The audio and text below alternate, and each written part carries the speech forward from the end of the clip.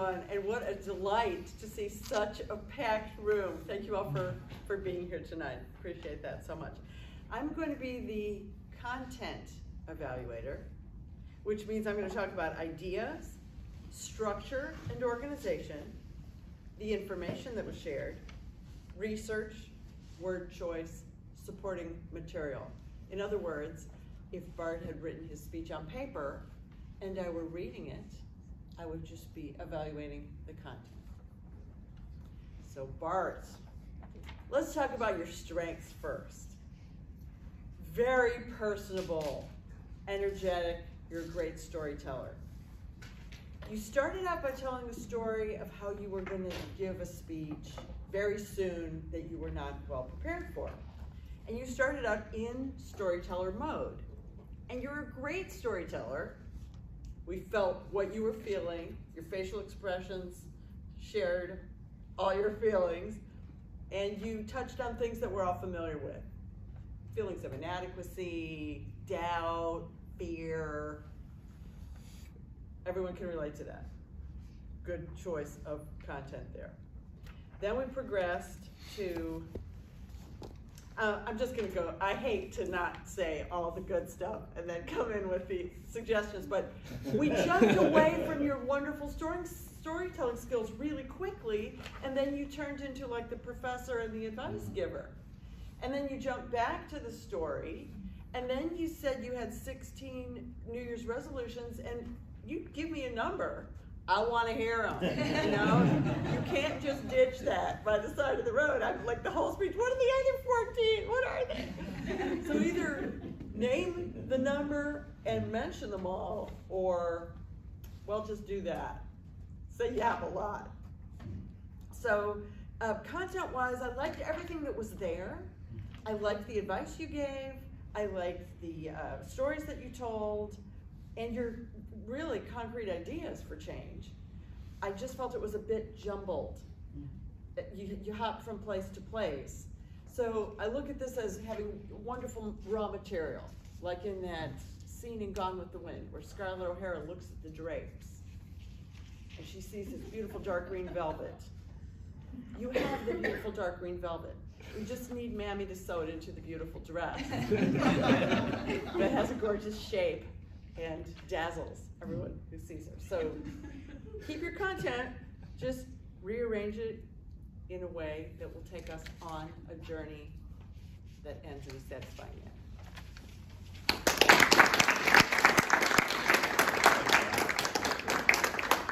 That was worth the wait, Amy. Our second content evaluator, Stephen Hall. You know,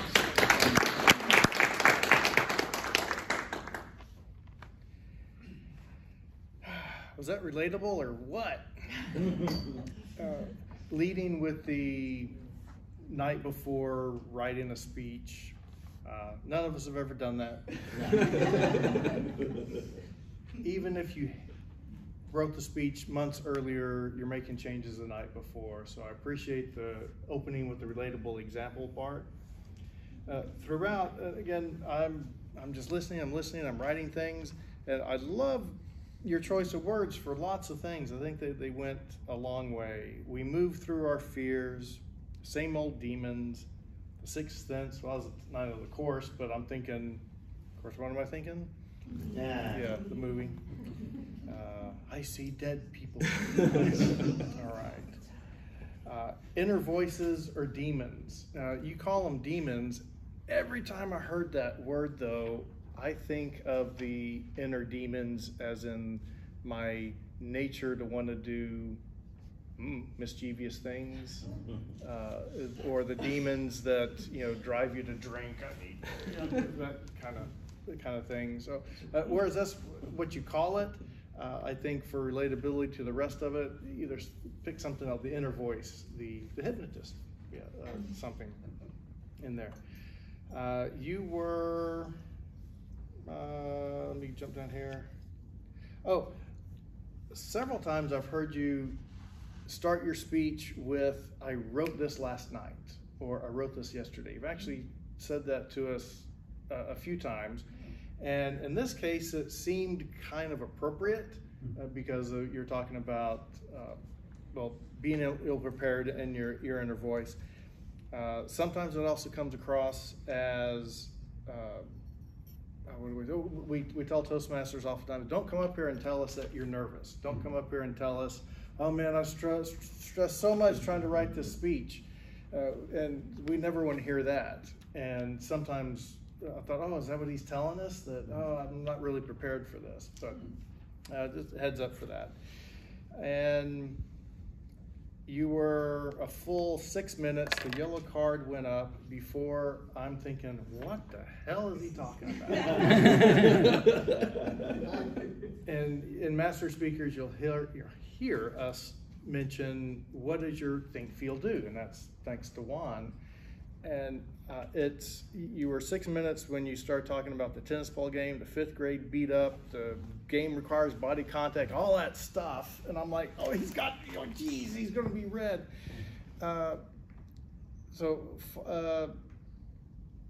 Addressing the voice/demons in our head seemed to be the takeaway, the talk them down, to beat them up, to change them.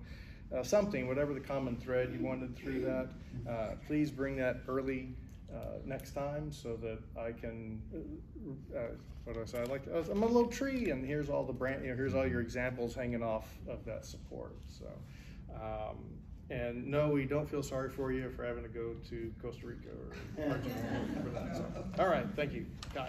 Yes, sir. All right, and now Laura Redfern once again for delivery.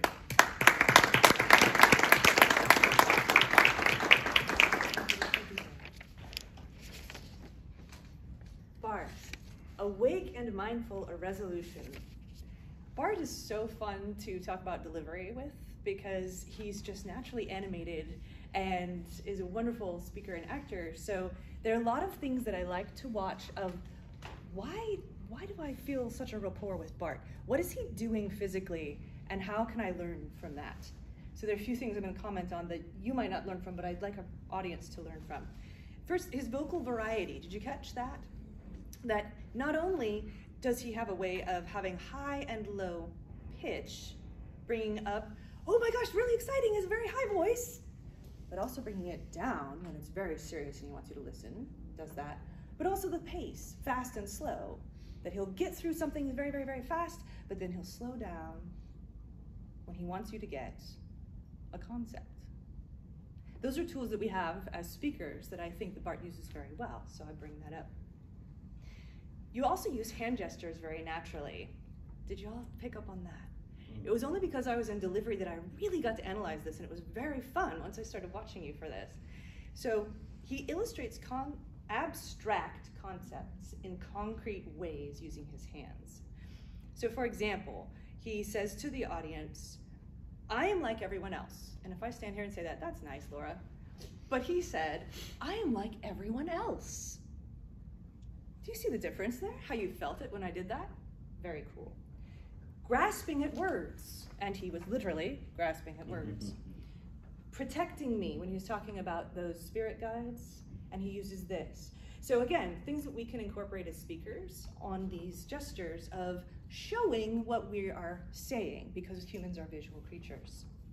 A suggestion for you then, when you're talking about those spiritual guides, that seemed to be a turning point in the concepts of your speech. You're talking about the demons, you're very relatable. You're down here with your audience. We're sharing those ideas. The spiritual guides part seemed to be a change you were suggesting. Let's think about this differently. Perhaps physically, you can represent that change.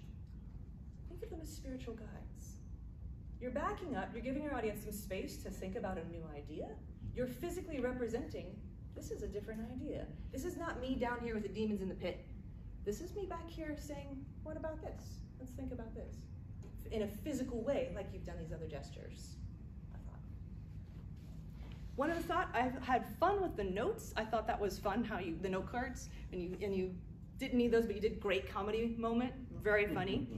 The only problem I had then was that they were on the floor for the rest of the time, which was distracting. And as my husband always says, you know the show's gonna end when they do the confetti drop. So perhaps think about that if you use that technique again, but very funny. I really enjoyed the speech, a lot of fun things to think about, and thank you for sharing your natural talents with us so that we can learn from them.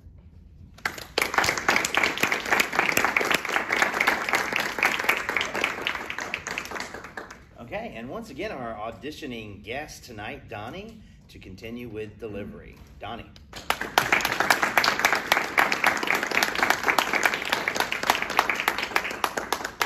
Thank you, Kyle. Bart, you are very animated, like Laura said, and he is the best example of show, don't tell. He used every body language. I love the way you do the counting. I think like it's like whatever 16, right? That's funny, and the way you use your vocal variety, as Laura mentioned, like he is the expert in that.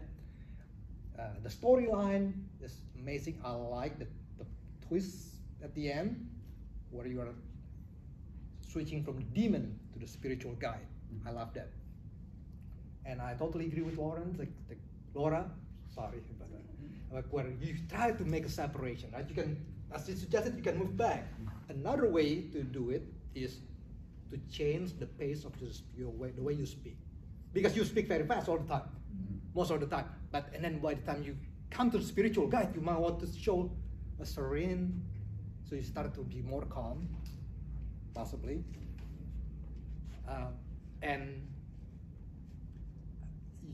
you move a lot, but usually around this center area, which works for this space at this moment, because the way your eye contact is, they're amazing. You're looking everywhere, you move everywhere. When you're talking about breakthrough, you're stepping forward a little bit, just making the sign as breakthrough. Everything you've done is correct, but maybe just consider using more space for certain thing.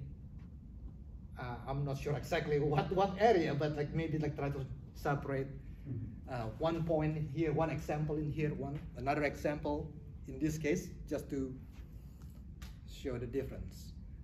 And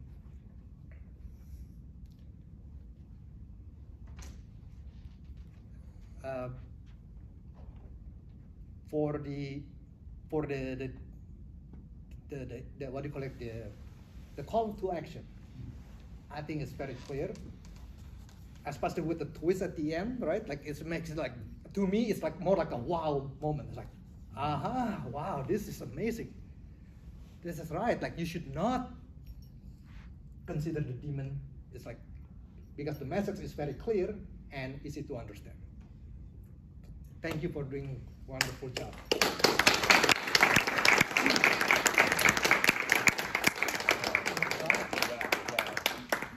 Okay, another great evaluation. I love it. And let's get into impact. Tina D'Souza.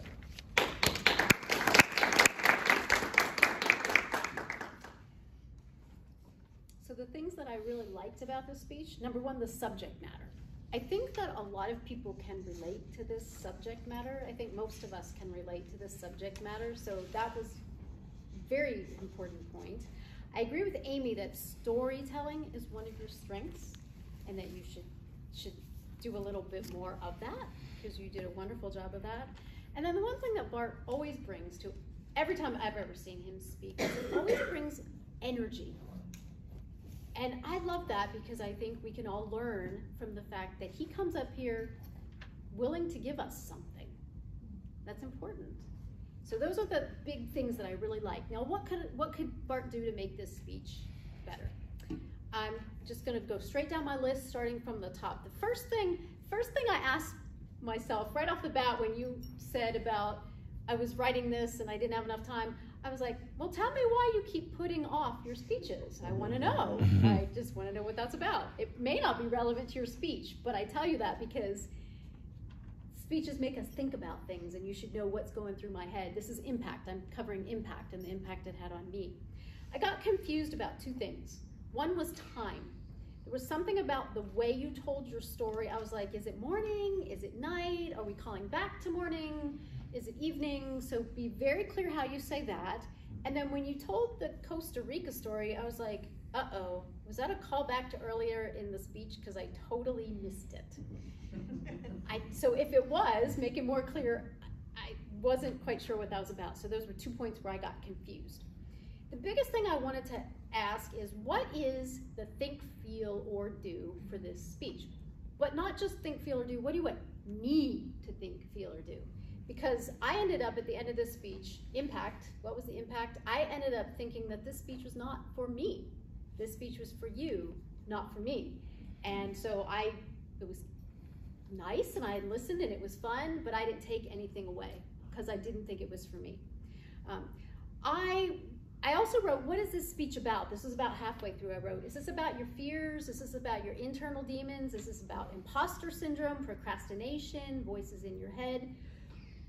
One of the things I wrote down, these are things I want you to work on. 3 things. The structure of the speech to clarify those few points that confused me.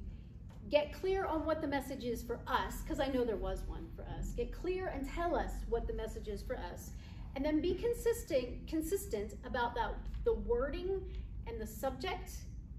So I would say don't talk about procrastination and don't talk about imposter syndrome if what you're really talking about are the voices in your head. And I wouldn't combine voices in my head with demons. Pick one or the other, just because those words do conjure up something for us. So use that word and define very clearly what you mean by that, and then stay consistent throughout the rest of the speech. 2 things I really liked was, I don't need these notes. I thought that was great, especially because you were challenging the voices at that point. And I love the idea of reframing the voices and demons. So those are 2 things I would keep if I were you. Thank you.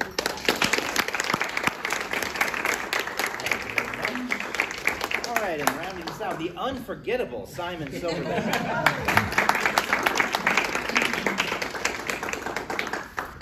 Livia, I have a question for you. Yes, sir. You said you had 2 watches. I do. You're going to give one to one. I think you should give one to Bart.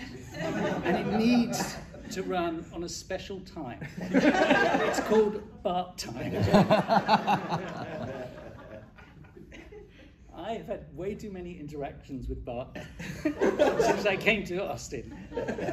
And there is one thing that I can say is true about everything he does. He called me up and he said, I've done my HPL. Can I get my DTM? About a month later, he got his DTM. But you have unrealistic expectations of time. Let's get it right. You are always late. Those demons. But the other side of that is you take a 5 to 7 minute speech and you shovel it all in. You're cramming it in. You're jumping on it. Pushing as much in as you can. I always feel when I hear you speak that I've been run over by an express train. I think I've said it to you before. Put less in, have some more pauses, and you will have an incredible impact. And I think the more you take out, the better your speeches will be. So try not to put every last little detail in, which is, I think, what you do most of the time. I think there's content that you have this evening could be 3 or 4 speeches. And if you focus on one thing, because your speech was titled, Focus on the Positive. I didn't necessarily see that many positive things there. You talked about your demons and all the other stuff. Much in the same way that one spent a long time defining his hypnotist. I think we all know who those people are. What we want to get, as Tina said, what's in it for me? What's in it for me to get rid of those demons, the hypnotist, all the other people, my black octopus, swallow me up. But less is more, and I think for the impact for me, it would be much more effective if there was a real, simple, single message.